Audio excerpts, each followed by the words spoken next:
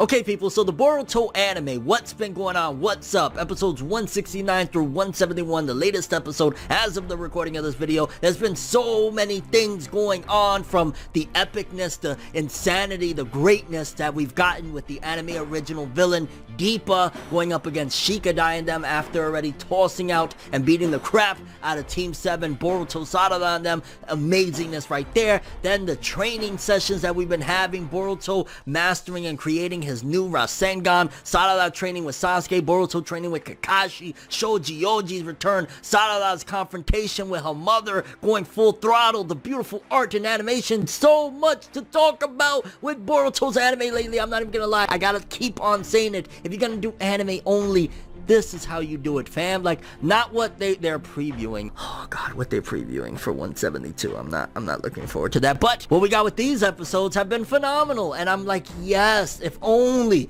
the Boruto anime, if you're gonna do again anime only stuff, because anime only filler doesn't always equate to bad. There can be great filler, there can be great anime-only moments that expand on the characters, the world, all of that shit. As long as it's retained roughly within the canonical stuff, it's fine. And this shit has just been, for a lack of a better term, pretty damn awesome. So yeah, people, let's talk some of that Boruto anime and what the hell has been going on. Because I gotta keep it real with you guys. There's a certain aspect right here where I have to defend Sakura, and I know you're probably thinking, Fornev, you bugging. Defend Sakura. Who does that? Where does that happen? It's gonna happen here. Let's get into it. I say we gonna do what we do, no matter how you move, make your move. That's how it be though. So Boruto 169, this follows the events of what happened where Boruto and them got their asses whipped. It was in the hospital for a bit. Konohamaru and Mujino went out because they're trying to spy on Victor in his lab and stuff like that. This follows that. Boruto has linked up with Kakashi. He's training with this new Rasengan that he's trying to create. He's having trouble with it. And then we got other stuff going on with Shikadai and the crew, which I'm not even gonna lie, that episode in particular, 169, seeing Deepa even further, I have a lot of questions about Deepa. So far, there's some speculation that I have. I think that there's a burnout with him, because there's been multiple times now where he's blasting off a whole bunch of hits and shit, and then it seems like there's a burnout where like smoke is coming out and it looks like he doesn't want to be confrontational anymore, because again, maybe he has a limit or something along the lines of that. We don't know the mechanics behind who these people are from Gaara, right? We just have a basic idea right now of Victor and this guy Deepa. So there's questions there. But then also there was a scene in 169 where initially Shikadai, he walks up, you got Deepa, he's leaving this diner. Obviously he massacred everybody in there, which is crazy or whatever, but he sees him, and rather than attack these children, he just walks away. I think that there's a possibility that Deepa has somewhere in there a soft spot for kids or some shit like that, because he just killed a whole bunch of people, seeing these kids that obviously could, you know, identify him, pinpoint him, and he doesn't even he just walks away. And that was the initial encounter. When he links back up with them, here's another interesting thing I found about Deepa. Like, what, is there clones of him or some shit like that? Is there more than one? Because then when he runs into him, he all of a sudden doesn't remember him. He's like, oh, you're with the leaf, right? As if he's thinking back to only the Boruto fight that, you know, he ran into a leaf ninja, but he doesn't remember this kid that he just ran into not that long ago when he was exiting the diner. You could argue that he was so insignificant that, yeah, why am I going to remember you? I remember that kid I got into a fight with. I'm not going to remember you little shrimps or whatever. Or it could be that there's something more there. Like, it seems as though Deepa isn't, like, he's a bad guy, he's a troll, all that shit, but maybe somewhere in there's some good to him or something like that. But he also gets into a crazy battle, and I was like, yo, this is hype. So far, the fights that they have been giving us, it's just like,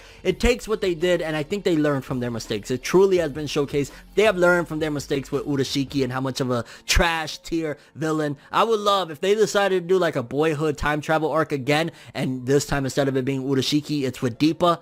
Do it. Do it immediately, because he's not a trash bag ass villain like Urashiki turned out to be. Even though Urashiki was an Otsutsuki, you would think ideally like, yo, he's greatness. No, he was a trash bag. But then we get the battle when Shikadai meets up with Shinki and them, which kind of cool shit there. I'm always glad to see Shinki. I think he's really an underused, especially in the manga, a completely underused character. They get into it over the puppet. I believe it was one of Urashiki's puppets from a few arcs ago. They get into it over that puppet that basically they're trying to retrieve it, and Deepa's like, hell hell no. He gets into it with them, whips their asses, but when he's leaving, as he's taking the puppet, Shinki summons one more attack and blasts it, kind of shattering the puppet. And rather than turn around and just, yo, let me finish off these annoying ass little kids, they just destroyed my plans or whatever to return with this puppet for Victor, he just walks away. Granted, there's a couple things you could argue. He could, above all, you could just say he just didn't care. He doesn't care. You could argue that he doesn't care about Victor's plans. You could argue that he was burnt out. Again, he uses a lot of attacks. Maybe like he's very, very strong, but it's for a limited time. Or you could argue that he has some empathy for children. So there's a couple of different instances there that just make Deepa a little bit more sophisticated, a little bit more intriguing than Urashiki. Aha, I'm a bad alien with a fishing pole. Like, shut up. 170 felt as though it added more mature themes that, you know, Boruto, Naruto, occasionally they do, especially in Boruto. It's an occasional thing, but I really, really appreciate it where you have conversations of the adults kind of talking to the children and teaching them lessons and the hard questions, right? Because again, it goes back and it focuses in on the training. Boruto is training with Kakashi, or at this point, I think in this episode, he actually trains a bit with Shikadai, which shout outs, before we even get into the mature conversations between adults and children, whatever, shout outs to Shikadai. I do not want to hear when we get to the point that Boruto meets up with that kid that we see in the opening. If you're an anime only, I'm trying my best not to spoil, but his name is Kawaki, alright? Whatever. It is what it is. We've known of him since the very first fucking episode. Deal with it. If we get to a point and somehow, some way they become friends or some shit like that, Boruto and this Kawaki kid, and Boruto starts to say, oh, he was my first friend, he was my only friend, I'm gonna snap someone in half, okay? Like, do not tell me that shit when Shikadai is there willing to stay overnight in some random field to train Boruto, to help him out with his problems with this Rasengan, get to the root of it. Like, why are you training so hard? Is it really just for vengeance? Like, that is a good friend. That is a dope friend that I hope Boruto really looks and realizes, no, he is my best friend. Like, the people even in Team 7, I don't think are as good friends with Boruto as Shikadai. Like, Shikadai says to the point that Hinata is there bringing a lunch for Shikadai and shit. Like, that is a good friend. So shouts out to Shikadai. I like that. Very reminiscent. Again, he's, you could argue, a carbon copy of his father, but his father was awesome, so he's awesome too. Just not original, I guess you could say. But cutting back to some of the conversations that we have, because again, Boruto, for the most part, he's struggling to figure out this Rasengan. He's like, I can't do the massive Rasengan. He starts to slowly develop this wind Rasengan, which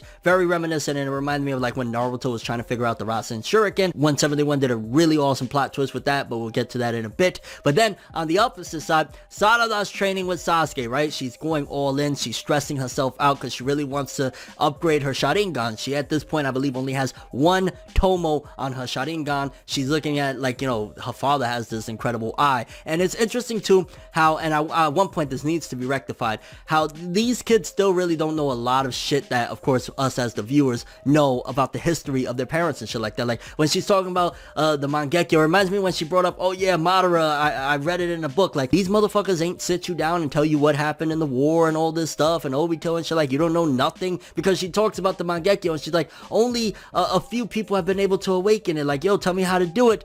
And that right there is the tough thing, right? And it brings me, because I'm a parent, when I watch Boruto, I look at it from both sides of the spectrum. I look at it as when I was younger and how I was looking up to the adults, and I look at it now from being an adult and you know, teaching the next generation and shit like that, as corny, whatever you want to say. Like, you know what I'm saying? It is what it is. And when she asks Sasuke, like, how do I get that Mangekyo? And Sasuke really doesn't know how to answer. Is basically when your children or children in general look and ask you about your mistakes, and how do you explain your mistakes to your child? That's something that is really, really powerful, resonates very well with me. Like, I think about that constantly. How do I someday, when my daughter gets to that age, explain certain things that I fucked up on, mistakes I've made in my life and shit? And, you know, he doesn't really have an answer. He tries to brush it off and shit like that, because what is he gonna say? Hey, so first, you know that Hokage that you really love and adore? I try to break his fucking neck, and then eventually your uncle Itachi, you might have read about him in a book, since we obviously don't tell you shit about anything.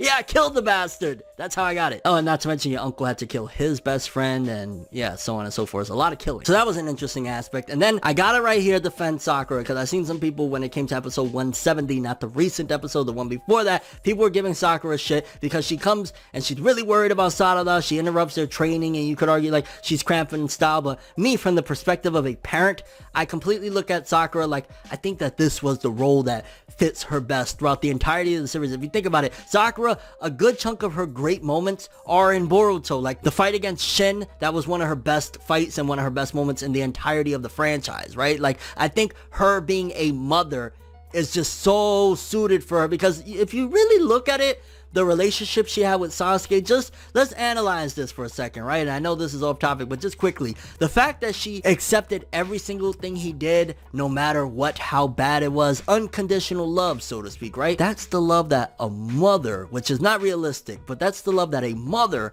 would give to her child, not a girl that likes a guy. So being a mother is the role that really suits Sakura, and I felt that very strongly with, again, the worrying that she had with Sarada, the fact that she's willing to tell Sasuke, like, yo, I'm weak, I'm not strong like you, and it's all because she's worried about her daughter. Even the ladies' night out, which shout outs to Hinata, you know, she heard the conversation, she's like, yo, let's bring my girls, it's her and Ino, and just felt like a really awesome moment. It kind of reminded me a little bit of the scenery of the last Naruto the movie, when they were all out for ramen and chilling and shit like that. Them having a girls' night out was dope. Ino drunk, I'm just saying, yo, Sai, move over. Nah. But Sakura really shined, and you know, even in 171, when we have the big brawl and shit like that, is her trying to be a parent and being a worried parent. Maybe some of them, they're cool with it or whatever, but she cares deeply the same way she cared. And you gotta think, when she's thinking about Sarada asking questions about these eyes, she's seen firsthand, she was willing to go to the depths of hell with Sasuke. She's seen what this Uchiha lineage and these eyes, the Sharingan,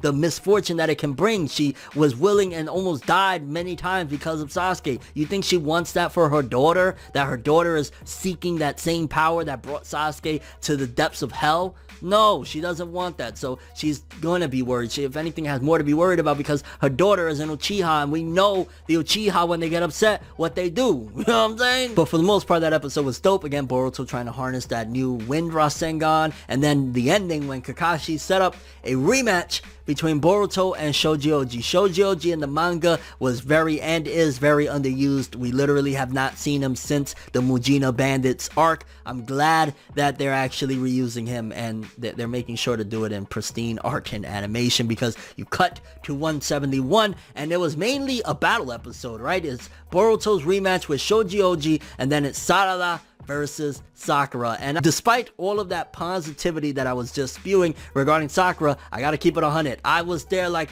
telling Sarada, screaming at my TV, fuck her up! Because y'all know, I love me some Sarada. Sakura, I tolerate her, and like I said, I appreciate her being a mom. That doesn't change the fact that I'm still not that fond of the character. But the episode opens up with basically Shojoji is promised by Kakashi and them that if he has this rematch with Boruto, he can get his sentence reduced down. So even though, like, I don't know, why would you ever release this dude? He's clearly the same dude. He's not rehabilitated by any means. He's gonna go out and commit more crimes and be an evil piece of shit. But whatevs, also putting Boruto in that danger, like, yo, this is a hardened criminal, and Boruto struggled and almost died against him last time. I guess you really feel confident in these batch of episodes he's grown enough to kick his ass. But we get the battle of Boruto versus Shojoji, and Boruto really shows out. And at first, which honestly I feel as though we got trolled by Studio Peria and everybody involved, because we think, okay, he's gonna hit with that wind Rasengan, right? We're about to get the epicness. It's gonna be Boruto Shippuden, which I even thought for a moment, like,